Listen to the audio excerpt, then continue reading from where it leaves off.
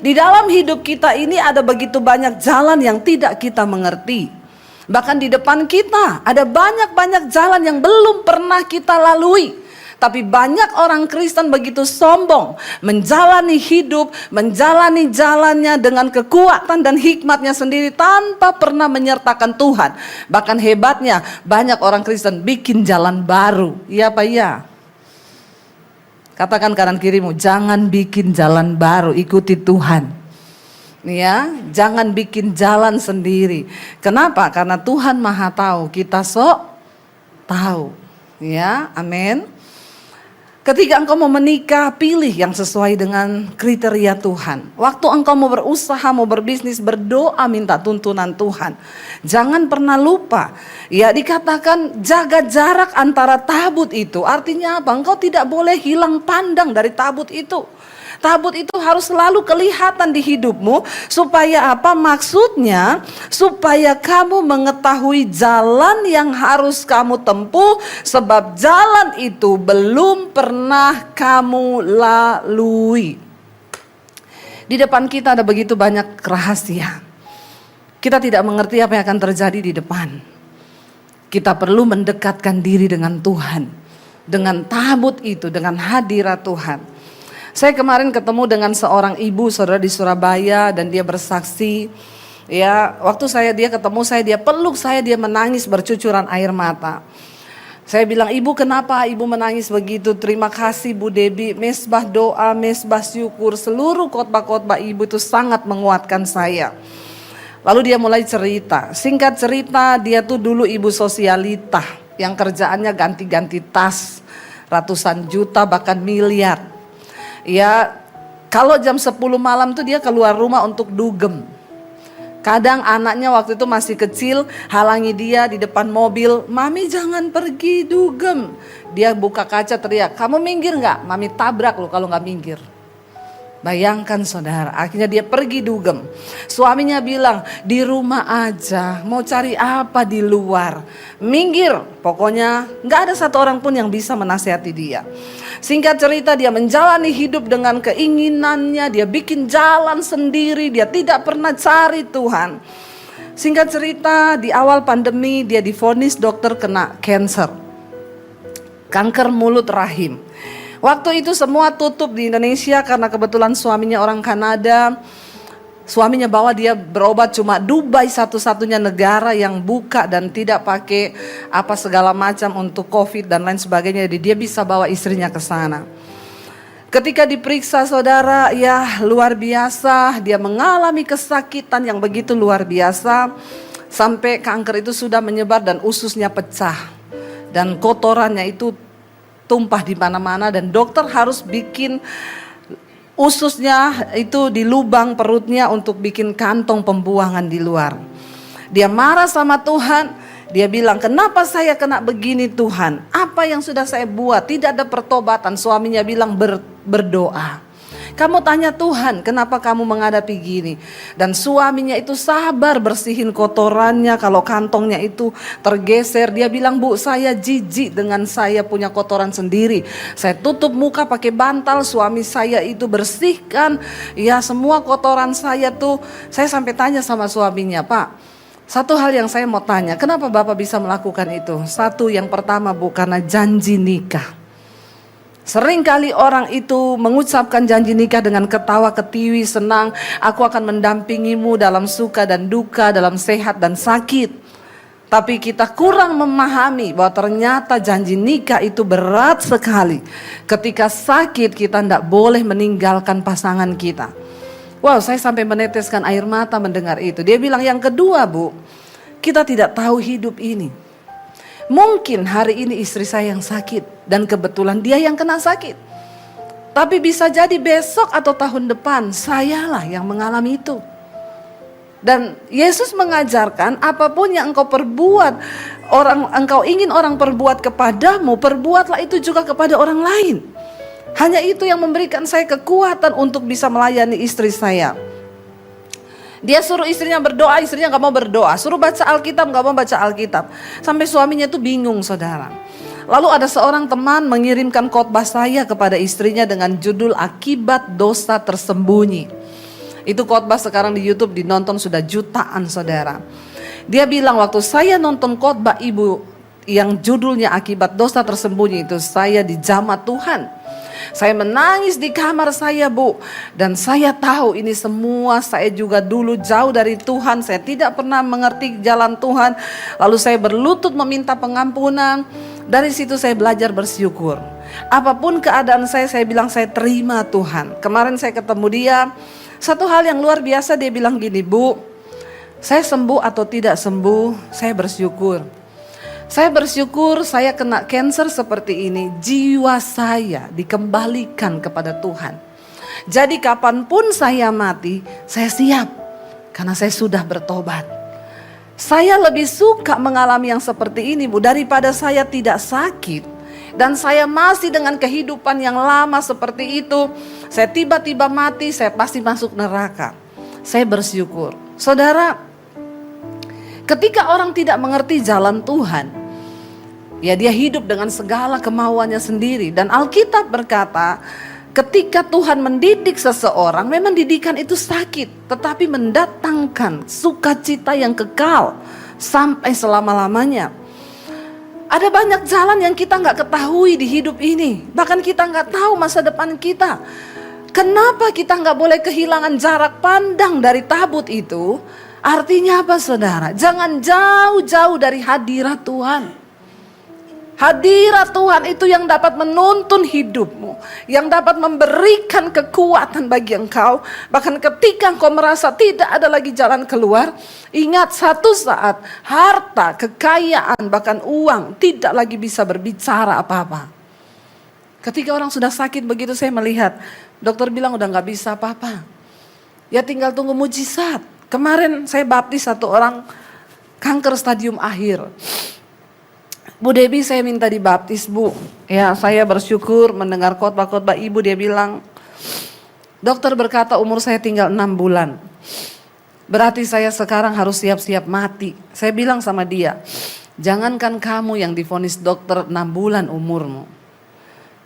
Saya ini yang gak divonis dokter, tiap hari saya siap mati. Amin.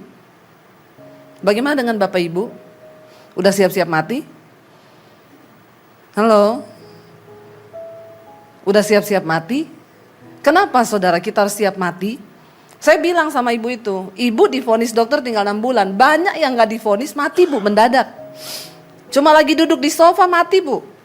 Ya, lagi keluar kamar mandi kepleset mati, Bu. Gak usah tunggu divonis dokter 6 bulan. Ya, saya bilang bersyukur ibu masih divonis dokter 6 bulan. Ada kesempatan untuk bertobat. Tapi banyak orang gak divonis apa-apa. Sehat, semuanya baik, tiba-tiba mati. Syarat untuk mati bukan tunggu kena sakit dulu. Amin apa amin? Ya, syarat untuk mati bukan harus tua dulu. Makanya kalau saya bicara tentang kematian, yang muda-muda jangan melirik sampai rambut putih. Ya, dalam hatimu kayaknya dia duluan nih. Ya, enggak saudara, jangan sombong kalau engkau merasa engkau muda, karena tidak semua orang mati tua. Kita nggak tahu hidup ini ke depan. Kenapa engkau tidak boleh kehilangan jarak pandang dengan tabut itu? Karena hadirat Tuhan akan selalu membuat hidup kita ini berjaga-jaga. Ingat, semua yang kita lakukan di dunia ini akan kita pertanggungan jawab satu saat nanti. Saya bilang sama dia, Bu, itu di Turki, ya 30 lebih orang mati mendadak. Cuma 1 menit digoncang gempa, 1 menit. Manusia gak bisa buat apa-apa dalam waktu 1 menit kehilangan segala-galanya. Saya kemarin baca berita, ada satu pengusaha kaya. Dalam waktu 1 menit dia kehilangan segalanya. Bahkan sekarang berharap makanan dari sumbangan orang. Apa yang bisa kita lakukan? Ini hidup. Jangan sombong karena kita gak pernah tahu apa yang akan terjadi bahkan 5 menit ke depan. Ya. Sekarang orang pada takut mau datang ke gedung bertingkat. Ya, kemarin saya tuh bikin mesbah doa di Citycon, saudara. Bu, itu lantainya 22 ya, Bu. Kenapa? Aduh, takut ya kalau udah gempa ya. Saya bilang dasar gak beriman lu. Ya, di kamar mandi lu kepleset juga bisa mati. Ya, gak usah tunggu kena gempa dulu. Saya ingat waktu saya ke Palu pas habis gempa tsunami. Saya pelayanan di Palu, saudara. Tiba-tiba lagi khotbah, gempa. Gedungnya itu sampai goyang begini saudara. Jemaat udah siap-siap lari. Saya nggak bisa lari karena saya jauh kan dari mimbar. Jadi saya bilang, siapapun yang lari tidak beriman. Ada yang udah mau berdiri begini, saudara nggak jadi duduk lagi dia. Ya, saya bilang, saya lihat dari sini loh, saya nggak lari loh ini ya. Kita kalau mati sudah masuk surga semua ya. Jadi dia duduk terus di situ, nggak bisa lari saudara. Tapi ya buktinya nggak juga apa-apa gitu ya. Kalau belum waktunya mati tidak akan mati. Sekarang orang semua serba ketakutan. Waduh, jangan-jangan. Daripada kamu ketakutan, lebih baik siap-siap. Kok nggak ngomong? Daripada hidup ketakutan, lebih baik siap. Ngomong mati aja pada takut loh. Kelihatan imannya ini seberapa. Ya, kita harus siap-siap saudara, karena kita nggak pernah tahu. Makanya jangan kehilangan jarak pandang dengan hadirat Tuhan. Setiap hari kita harus berada di dalam hadirat Tuhan. Saya bersyukur saudara, saya bisa nangis di mobil, saya bisa nangis di kamar. Kenapa? Karena ada hadirat Tuhan. Saya bisa selalu menangis karena saya merasakan Tuhan itu ada, Tuhan itu baik, Tuhan itu nyata. Tapi banyak orang datang dan berkata, Bu, saya sudah tidak pernah mengalami hadirat Tuhan, Bu. 1 tahun ini saya nggak pernah nangis. Ngeri loh kalau saudara udah nggak pernah nangis, itu ngeri saudara ya. Anda harus nangis karena kebaikan Tuhan. Kita harus nangis karena kebaikan Tuhan, karena kasih setia Tuhan. Di sana dikatakan, ya, hanya antara kamu dan tabut itu harus ada jarak kira-kira 2000 hasta panjangnya. Janganlah mendekatinya, maksudnya supaya kamu mengetahui jalan yang harus kamu tempuh. Sebab jalan itu belum pernah kamu lalui dahulu. Tapi kalau ada hadirat Tuhan gak usah takut. Mau prediksi orang apa 2023, jalan saja asal ada jarak pandang kita dengan hadirat Tuhan. Lalu dikatakan ayat yang kelima, berkatalah Yosua kepada bangsa itu, kuduskanlah dirimu. Perhatikan. Setiap kali mereka akan melakukan sesuatu, kuduskanlah dirimu. Hidup di dalam kekudusan hari-hari ini. Jangan ada yang selingkuh. Jangan ada lagi hal-hal percabulan, kenajisan, homoseksual, lesbian. Bertobat.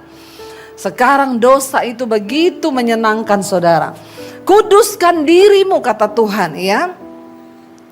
Sebab besok Tuhan akan melakukan perbuatan yang ajaib di antara kamu.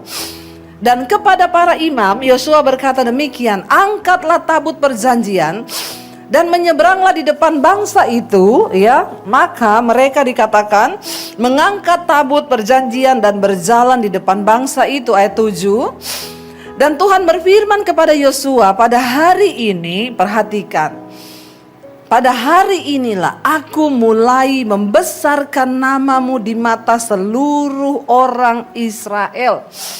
Jangan kita coba membesar-besarkan nama kita, percuma, gak ada guna.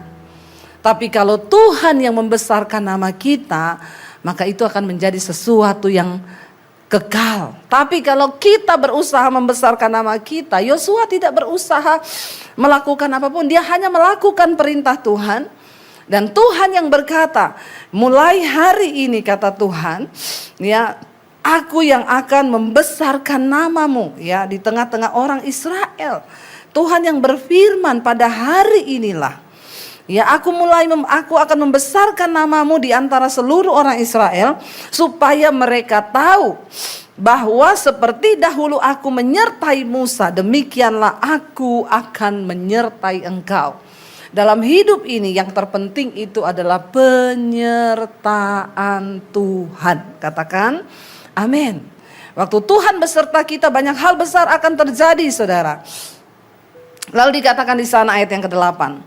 Maka kau perintahkanlah kepada para imam pengangkut tabut perjanjian itu demikian. Setelah kamu sampai ke tepi air sungai Yordan, haruslah kamu tetap berdiri di sungai Yordan itu. Lalu berkatalah Yosua kepada orang Israel, datanglah dekat dan dengarkanlah firman Tuhan Allahmu.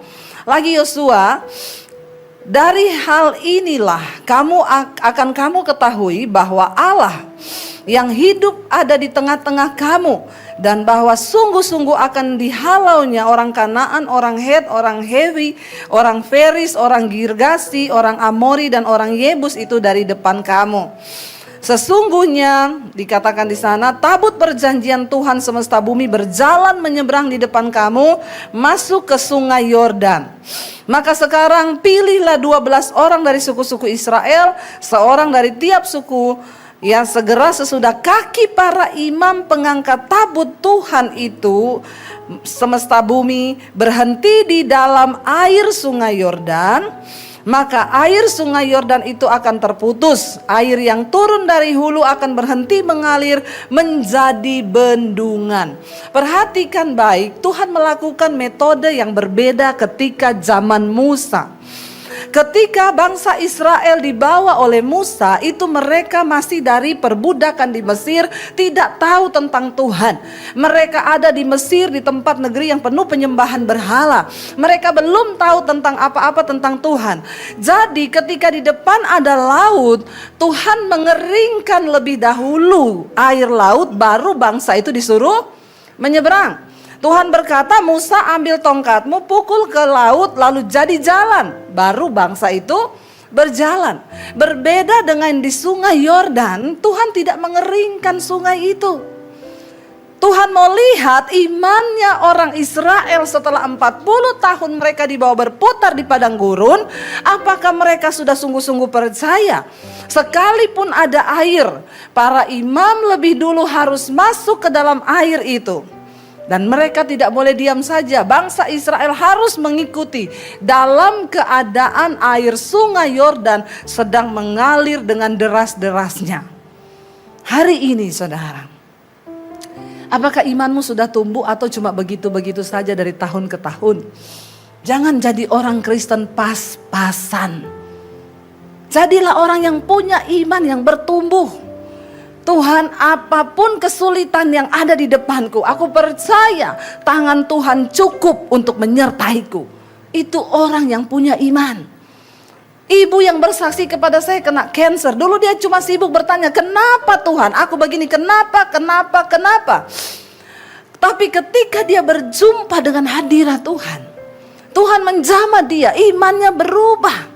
Dia bilang apa? Aku sembuh atau tidak, aku mati ataupun aku hidup, Tuhan itu tetap baik bagiku. Hadirat Tuhan akan membuka mata rohani kita. Hadirat Tuhan akan membuat kita bisa melihat perkara-perkara bahkan yang tidak kita mengerti. Waktu engkau dekat dengan hadirat Tuhan, imanmu tumbuh. Engkau gak jadi orang Kristen yang lemah. Ada masalah engkau hadapi bersama dengan Tuhan. Duduk di kaki Tuhan, minta penyertaan Tuhan. Bangsa Israel, Tuhan gak keringkan air sungai Yordan, tapi Tuhan bilang melangkah, masukkan kakimu ke dalam air itu. Coba kalau mereka bilang, aduh Tuhan, airnya deres loh, jangan main-main loh Tuhan. Ya lalu mungkin imam, kamu duluan loh, kamu duluan. Wah, jalan 40 tahun lagi mereka pasti. Tapi kali ini iman mereka sudah teruji. 40 tahun sudah cukup. Mereka melihat dengan mata kepala orang tua mereka habis mati di padang gurun akibat dari ketidakpercayaan mereka kepada Tuhan. Kali ini mereka berbeda saudara, dan Tuhan melihat itu. Di dalam hidup ini mungkin kita akan melihat, kenapa ya Bu, saya sudah dekat sama Tuhan loh, tapi kok persoalan itu datang. Alkitab berkata, berbahagialah engkau apabila engkau jatuh dalam berbagai-bagai pencobaan, karena engkau tahu bahwa ujian terhadap imanmu itu menimbulkan ketekunan. Amin. Yang tidak ada pencobaan, saya doakan biar ada pencobaan, supaya imannya tumbuh. Amin. Iya dong, ya. Iman kita sehat kalau kita menghadapi pergumulan. Jangan tidak suka dengan pergumulan. Ya, waktu kita difitnah, waktu kita dihina, waktu kita dikata-katain, waktu kita mengalami hal yang buruk, bersyukur dan bilang, Tuhan, bahwa aku mengerti apa maksud Tuhan di balik semua yang aku alami ini. Tuhan tidak mengeringkan air sungai Yordan, tapi Tuhan bilang, jalan, masuk ke dalam air itu. Dan apa yang dilakukan saudara? Dikatakan ayat yang ke 8 tadi, ya ayat yang ke-9.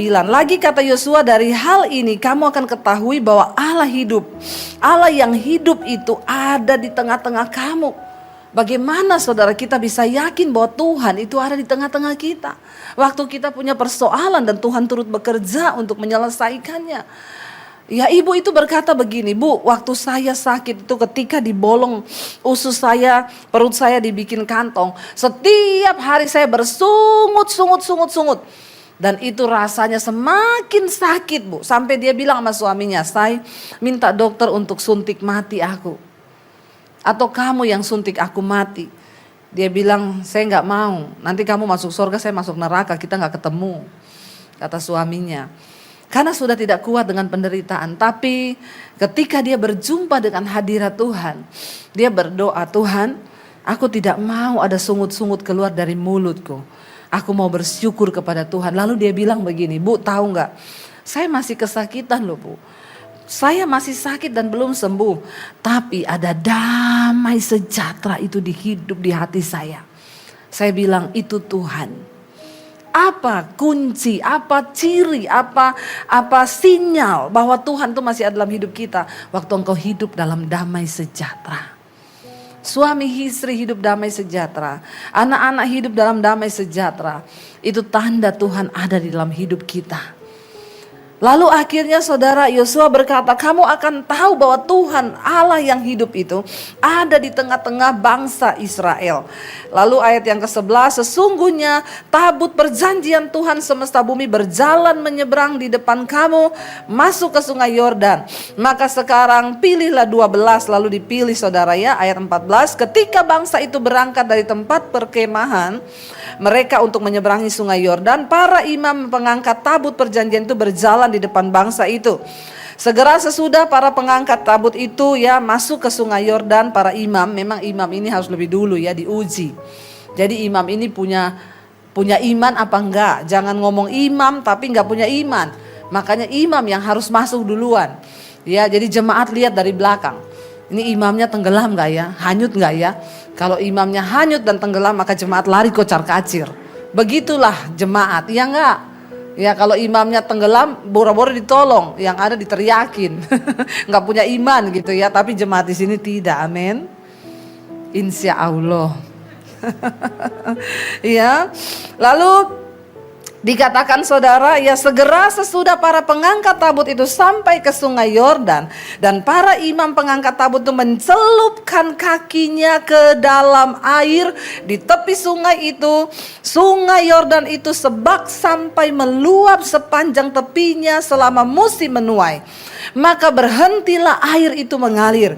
Air yang turun dari hulu melonjak menjadi bendungan jauh sekali di dekat Adam, kota yang terletak di sebelah Sartan. Sedang air yang turun ke laut Araba, yakni ke laut Asin, terputus sama sekali. Lalu menyeberanglah bangsa itu di tentangan Yeriko. Wow, enggak saudara? Saya berharap kita ini membaca ini sambil wow, jangan gini, itu dongeng Bu. Ada orang Kristen yang menganggap cerita Alkitab itu dongeng loh. Ya, emang benar itu? Kira-kira benar nggak ya? Ada nggak yang tahu? Waktu engkau berpaling kepada Allah, percayalah bahwa Allah itu ada dan Dia hidup. Nggak usah tawar-menawar, apa yang Alkitab tulis itu benar-benar terjadi. Sejarahnya, tempatnya, saudara yang pernah ke sungai Yordan, saudara pernah lihat, tapi kan sekarang juga ukurannya tidak seperti yang dulu ya. Sudah menyusut saudara. Lalu berhenti air itu, ayat 17. Tetapi para imam pengangkat tabut perjanjian Tuhan itu tetap berdiri di tanah yang kering di tengah-tengah sungai Yordan, sedang seluruh bangsa Israel menyeberang di tanah yang kering sampai seluruh bangsa itu selesai menyeberangi sungai Yordan. 2 juta orang dibawa menyeberang sungai. Luar biasa. Saudara, seperti halnya Tuhan sudah menyertai Musa dan Yosua, Tuhan pun rindu menyertai hidup kita hari-hari ini. Yang terpenting adalah mari kita punya level iman yang semakin hari semakin mendekatkan diri dengan Tuhan. Dan kuduskanlah dirimu, kata firman Tuhan. Jangan ada kepahitan, jangan ada amarah, jangan ada kebencian, jangan ada kenajisan, percabulan. ya, saudara yang hidup masih duniawi, yang suka dugem, ya, yang suka cari penghiburan di luar, bertobat. Hari-hari ini pastikan jarak pandangmu dengan hadirat Tuhan itu tidak terhalang. Artinya apa? Setiap hari kita berada di dalam hadirat Tuhan. Itulah yang akan menjadi kekuatan kita, dan itulah yang akan membawa kita masuk ke tanah perjanjian yang Tuhan sediakan. Tuhan mau sebelum kita mati, kita ini menjadi tokoh iman. Minimal bagi anak, istri, bagi suami kita, bagi keluarga kita. Supaya ketika orang melihat hidupmu, mereka berkata, wow, dia itu disertai Tuhan. Katakan, amin. Ayo kita miliki janji-janji Tuhan. Dan kepada kita lah Tuhan memberikan semua janji itu. Saya berdoa setiap kita hari-hari ini tidak ada lagi yang takut, khawatir. Berserah kepada Tuhan. Banyak prediksi-prediksi tentang bencana, tsunami yang akan melanda bahkan sampai Jakarta dan lain sebagainya. Yang paling penting adalah siap mati. Bilang amin. Mau lari kemana? Ya, ada yang sudah ngomong, Bu, mau pemilu 2024 Bu, kayaknya mau kacau gak ya Bu? Kita perlu gak beli rumah di Bali? Saya bilang persiapkan rumah di sorga. Mau lari kemana? Hadirat Tuhan adalah tempat teraman. Kalau Tuhan izinkan semua terjadi, kita jarak pandang dengan hadirat Tuhan tetap ada. Percaya perlindungan Tuhan sempurna atas hidup kita. Tidak perlu takut. Kita jalani semuanya dengan hati yang bersyukur. Ya, sambil siapkan diri saudara. Ya, mungkin ini adalah hari-hari yang terakhir. Mari kita persiapkan diri. Dan jangan pernah terus berkaryalah. Bekerjalah dengan sekuat tenaga. Supaya hidup kita bisa menjadi berkat bagi banyak orang. Saya mau bersaksi ketika saya disuruh dapat visi Tuhan untuk bangun sekolah misi di Bandungan.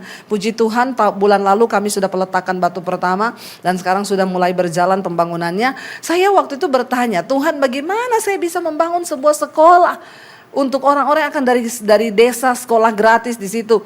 Saya tidak tahu dan saya tidak tahu. Tapi Tuhan tuh cuma ngomong, aku cuma cari orang yang beriman.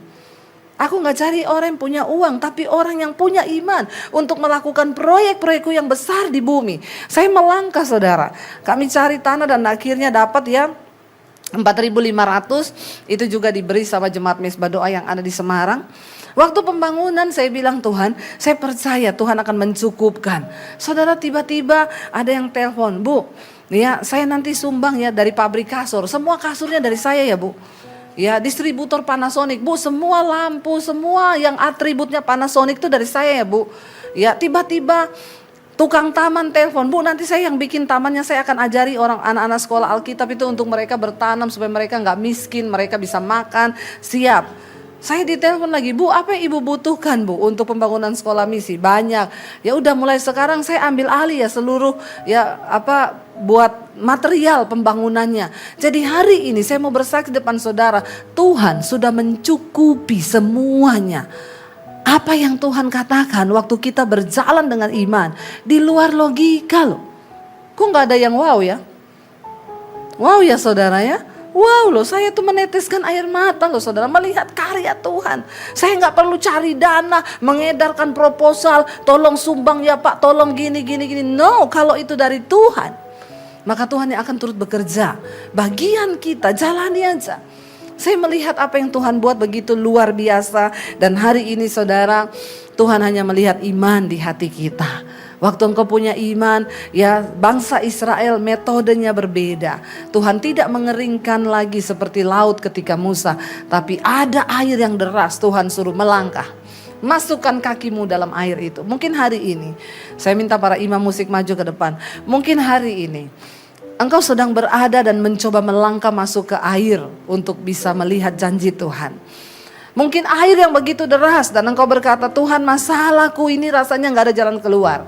Mungkin engkau sedang berkata, Tuhan persoalan rumah tanggaku, masalah keuanganku rasanya berat. Dengar hari ini saudara, Tuhan sanggup menjawab lebih dari yang engkau doakan. Tuhan sanggup mendengar lebih dari yang kita harapkan. Biar hari ini kita mau sama-sama berkata kepada Tuhan, pujian ini ya Yesus mendengar lebih dari yang kita doakan. Yesus menjawab lebih dari yang kita harapkan.